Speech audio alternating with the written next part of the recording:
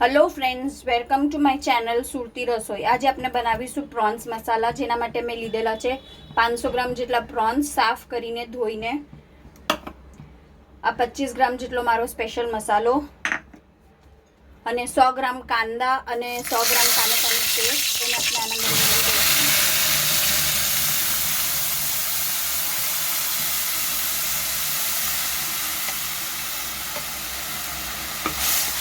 અને એની રોનેસ એટલે કાઢતા તેને બરાબર પકાવી લઈશું।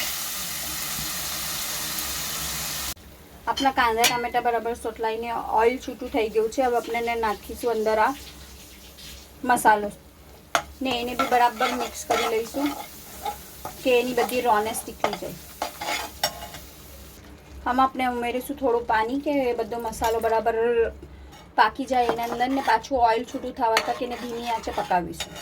આ તમે જોઈ શકો છો મસાલો ને બધું છૂટું થઈ ઓઇલ છૂટું થઈ ગયું છે। એમાં આપણે નાખીશું half packet butter, Amul butter છે 50 ગ્રામ જેટલું।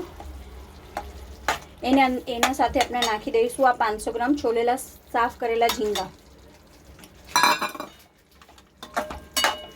આ બધાને આપણે બરાબર મિક્સ કરીને 10 થી 15 મિનિટ ઢાંકીને પકાવીશું કે ઝીંગા બરાબર ગળી જાય ને બધું ઓઇલ ઉપર આવી જાય।